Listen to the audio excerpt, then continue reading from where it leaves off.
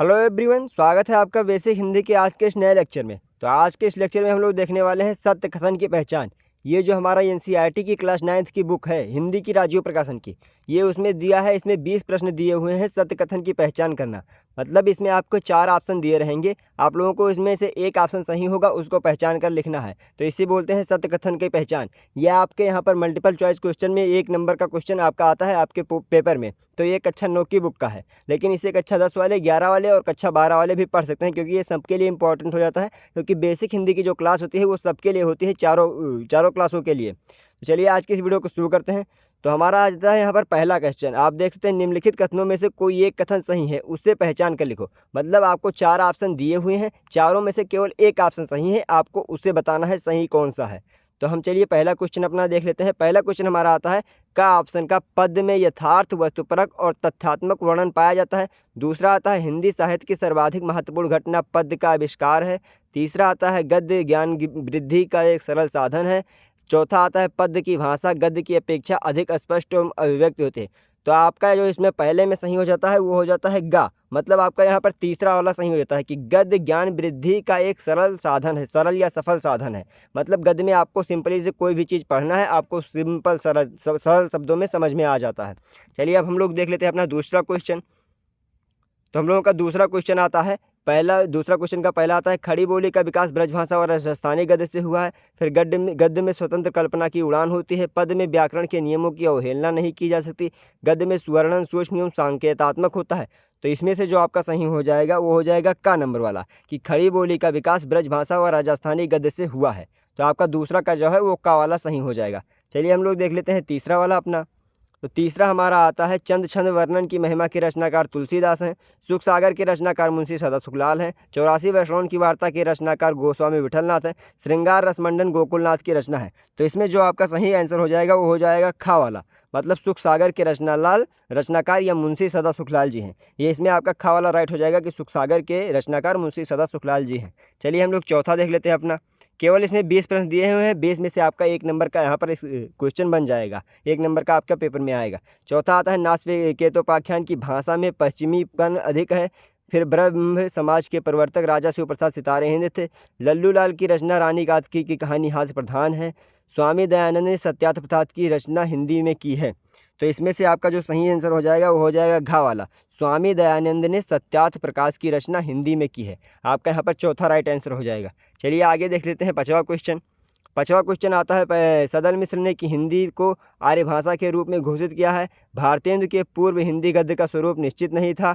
उदंत मार्तंड 30 मई सन 1826 ईस्वी में दिल्ली में प्रकाशित हुआ था। फिर आ जाता है सर सैयद अहमद खान ने बगनदूत पत्र के द्वारा हिंदी का समर्थन किया है। तो इसमें से जो आपका राइट आंसर हो जाएगा वो हो जाएगा खा वाला, कि भारतेंदु के पूर्व हिंदी गद्य का स्वरूप निश्चित नहीं था।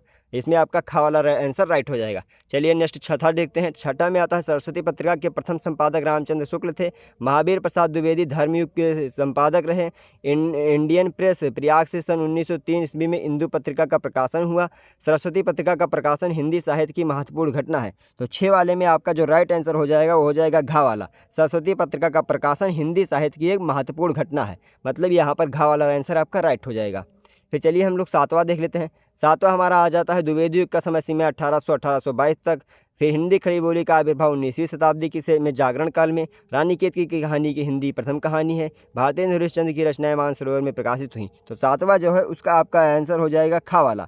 यहाँ पर देख सकते हैं सातवां में ही है। सातवां में आपका यहाँ पर खा वाला हो जाएगा कि हिंदी खड़ी बोली का आविर्भाव 19वीं शताब्दी में के जागरण काल में हुआ। तो आपका सातवां का खा आंसर राइट हो जाएगा। फिर चलिए आठवां देख लेते हैं। आठवां आता है द्विवेदी युग में प्रायः जासूसी उपन्यास लिखे गए। भाषा रहस्य विनय मोहन शर्मा का निबंध है। हंस पत्रिका के संस्थापक मुंशी प्रेमचंद हैं। अशोक के फूल वियोग हरि का नाटक है। तो आठवां जो है उसमें आपका राइट आंसर हो जाएगा गा वाला, कि हंस पत्रिका के संपादक मुंशी प्रेमचंद्र जी हैं। हंस मुंशी प्रेमचंद्र जी की एक पत्रिका है। तो इसमें आपका गा वाला राइट आंसर हो जाएगा। चलिए आगे नवा क्वेश्चन देख लेते हैं। नवा में आता है राउल बेला मैथिली हिंदी की रचित गद्य की पुस्तक है। फिर वर्ण रत्नाकर रोड़ा की तीसरी रचना है। छायावादोत्तर युग का कालक्रम सन 1919 से 1938 ईस्वी तक माना जाता है। फिर चौथा आता है राउल बेल एक शिलांकित कृति है जिसके रचयिता रोड़ा है।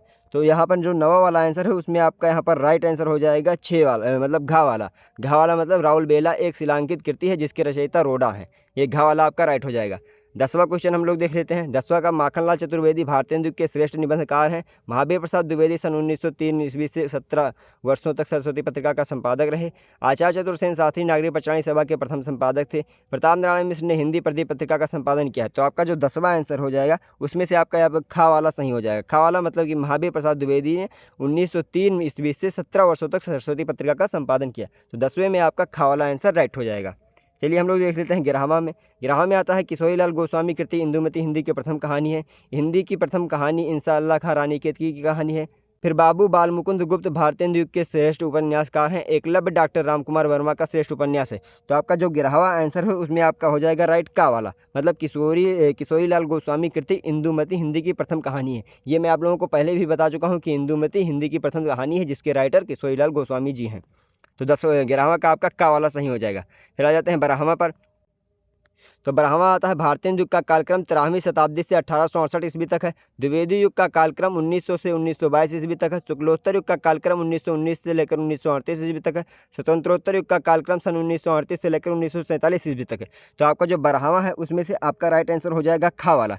खा वाला मतलब द्विवेदी युग का कालक्रम सन 1900 लेकर 1922 ईस्वी तक, 1900 ईस्वी से लेकर 1922 ईस्वी तक द्विवेदी युग माना जाता है। तो 12वें में आपका खा वाला राइट आंसर हो जाएगा। फिर चलते हैं 13 नंबर क्वेश्चन पर। 13 नंबर में आता है महादेवी वर्मा का गिल्लू रेखाचित्र विधा की रचना है।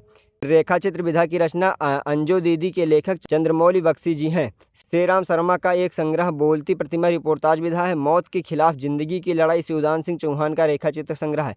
तो आपका जो 13वां वाला आंसर है उसमें आपका यहाँ पर का वाला राइट आंसर हो जाएगा कि महादेवी वर्मा का गिल्लू एक रेखाचित्र विधा की रचना है। 13वें में आपका का वाला आंसर राइट हो जाएगा। फिर आता है 14 में आता है हिंदी के में एकांकी नाटकों का विकास भारतीय युग में हुआ है। आधुनिक आलोचना का प्रारंभ द्विवेदी युग से माना जाता है। स्कंदगुप्त जयशंकर प्रसाद का प्रभावशाली ऐतिहासिक नाटक है। बनारसी लाल जैन ने अर्धकथा में औरंगजेब काल की परिस्थितियों का चित्रण किया है। तो 14 वाला है उसमें आपका यहाँ पर गा वाला आंसर राइट हो जाएगा कि स्कंदगुप्त जयशंकर प्रसाद का एक प्रभावशाली ऐतिहासिक नाटक है।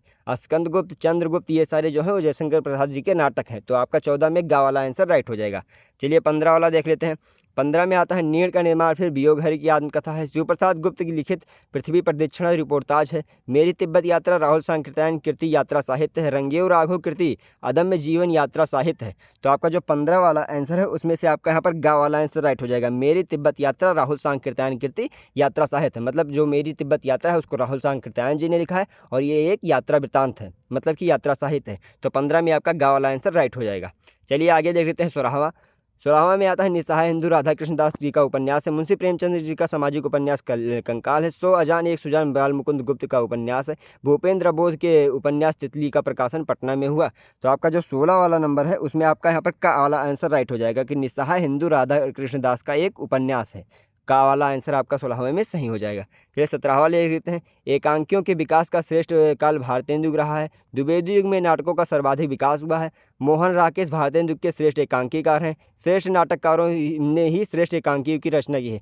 तो 17वां जो आपका आंसर है उसमें से आपका यहाँ पर घा वाला रचना सही हो जाएगा कि श्रेष्ठ नाटककारों ने ही श्रेष्ठ एकांकियों की रचना की है। तो आपका 17वां का घा वाला आंसर राइट हो जाएगा। चलिए आगे देख लेते हैं। 3 क्वेश्चन ही केवल बचे हैं। तो यहाँ पर 18वां आ जाता है। नंद दुलारे वाजपेयी भारतीय युग के निबंधकार हैं। राहुल सांकृत्यायन द्विवेदी युग के गद्यकार हैं। भगवती प्रसाद वाजपेयी छायावादोत्तर काल के निबंधकार हैं। पूर्ण सिंह द्विवेदी युग के उपन्यासकार हैं। तो आपका जो 18 नंबर का क्वेश्चन है उसमें आपका सही हो जाएगा खा वाला।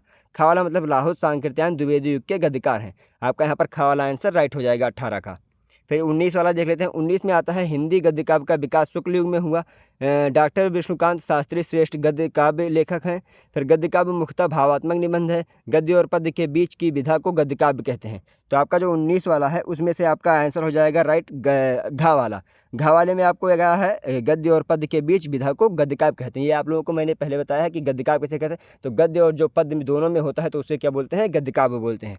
हमारा लास्ट आ जाता है 20वां नंबर का क्वेश्चन। इसमें आता है महादेवी वर्मा द्वारा लिखित लंदन यात्रा रिपोर्टाज का प्रथम ग्रंथ है। फिर रिपोर्टाज हिंदी की सर्वथा नवीन विधा है। फिर बेइक्ता और एक तथ्यता रिपोर्टाज में अधिक होती है। वृंदावन लाल वर्मा मूलतः रिपोर्टाज लेखक हैं। तो आपका जो 20वां वाला है उसमें से आपका यहाँ पर खा वाला आंसर राइट हो जाएगा कि रिपोर्टाज हिंदी की सर्वथा नवीन विधा है। मतलब जो रिपोर्टाज है वो हिंदी की नवीन विधाओं में आता है। तो रिपोर्टाज वाला यहाँ पर सही हो जाएगा, खा वाला आपका 20वां का खा वाला सही हो जाएगा।